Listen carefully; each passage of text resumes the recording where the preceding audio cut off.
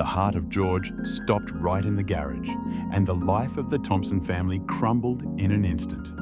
The blow of fate left Clara and James in the emptiness of their home, while Emily fled from the pain to university.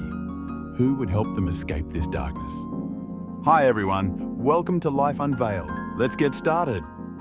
In a small town where time flowed slowly, like a river on a dry day, the Thompson family lived their quiet life until the day George, a mechanic with golden hands, died.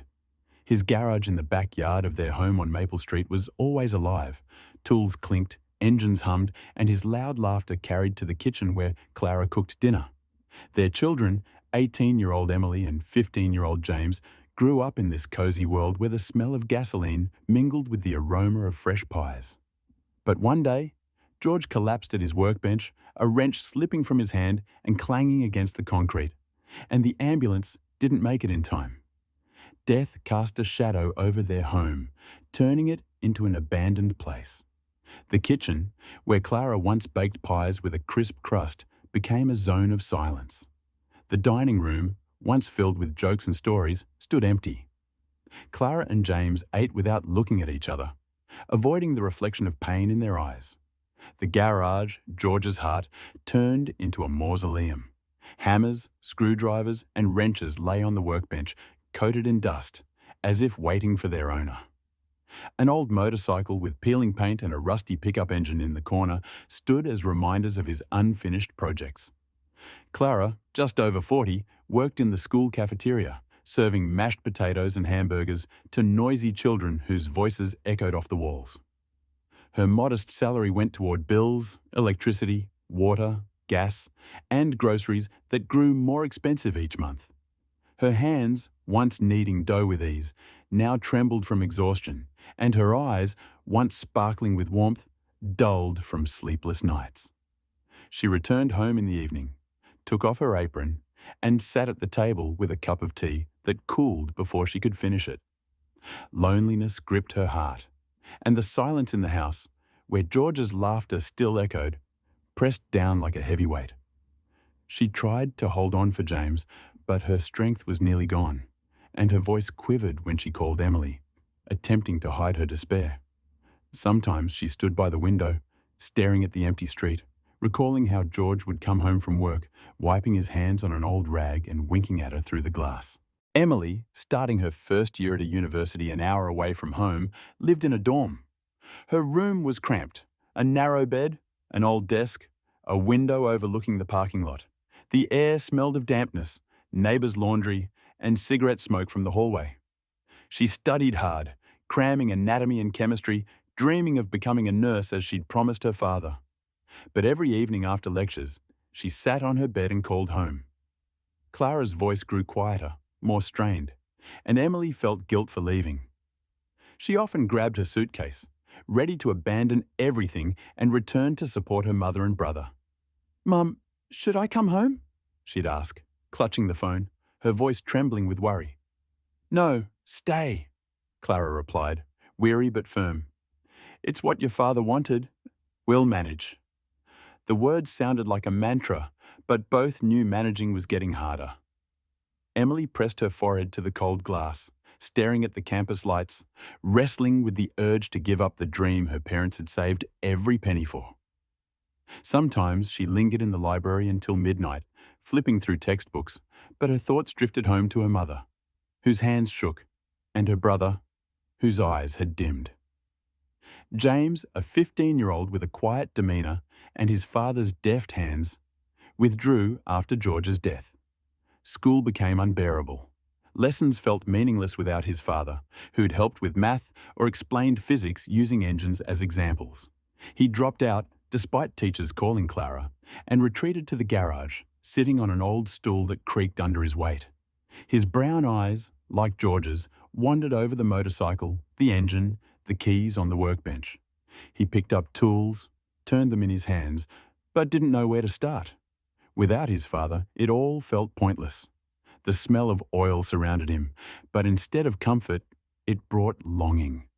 Sometimes he turned on George's old radio, hanging on the wall, and listened to crackling tunes until tears stung his eyes. The family fell apart. Clara worked, James hid in the garage. Emily called from afar, bound only by silent grief. Into this darkness stepped Henry Brooks, George's old friend, a retired mechanic with a weathered past. Over 60, he was lean, with grey hair tied in a short ponytail and a raspy voice that betrayed years of labour and solitude. He was respected for fixing anything, from tractors to lawnmowers, and for the dry humour he sprinkled into barroom chats. He and George had been friends since their youth, from factory days debating engines over beer.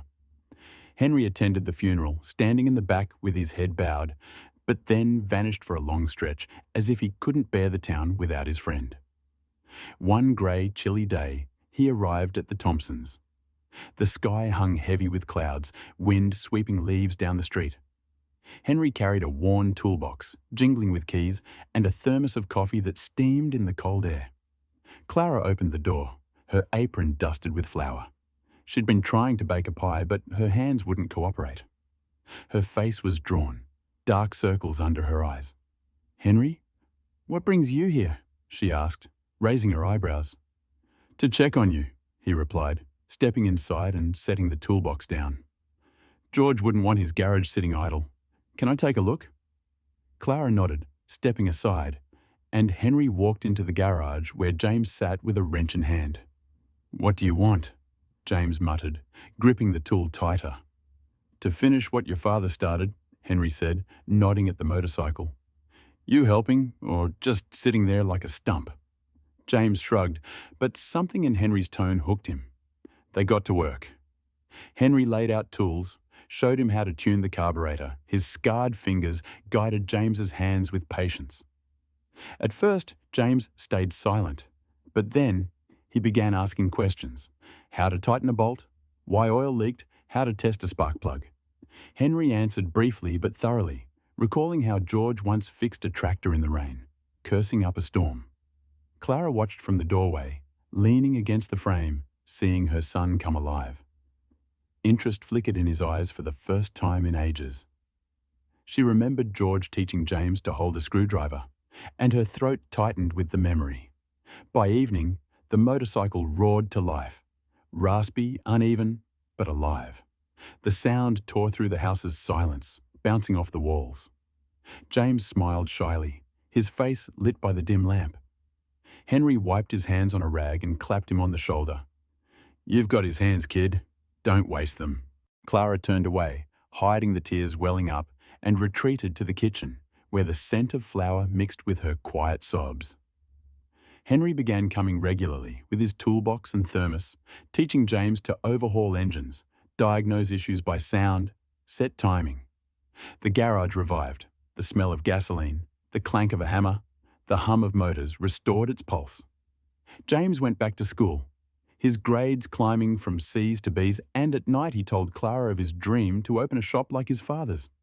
His voice grew livelier, a spark igniting within. Clara listened, chin in hand, smiling for the first time in months, recalling how George had shared that same dream. Henry helped Clara too.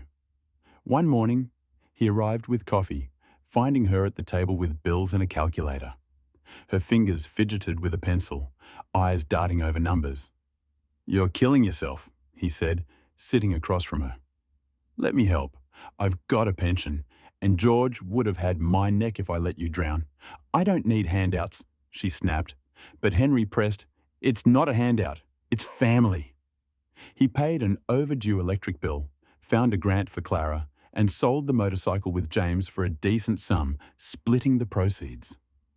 Clara breathed easier, her hands returning to baking, and the house filled with the scent of apple pies. Emily, visiting for a holiday, saw the change, James laughing in the garage, Clara humming in the kitchen. At night, she pulled Henry aside on the porch, where the air smelled of leaves and dampness. "Why are you doing this?" she asked, her voice taut. "Your father pulled me out of the dark once. I owe him," he replied, gazing at the stars. Emily squeezed his hand. "He'd be glad it's you." Later, James turned the garage into a workshop, fixing neighbours' cars under Henry's watch. Clara sold pies at the fair, her smile warming people again. Emily finished university, becoming a nurse as she'd promised her father. Henry stayed, gruff, dependable, a bridge between their past and future. The Thompsons and Henry's story teaches that a second chance often comes through others, even when you're too broken to seek or accept it. Henry didn't erase the pain of losing George, but his quiet help, lessons for James, support for Clara, honouring a friend, lifted them from despair. It's a reminder that kindness heals, and simple acts of care can light the way out of darkness when we can't find it ourselves. If you enjoyed this story, drop a like and subscribe for more tales like this. Hit the bell, and we'll catch you in the next one.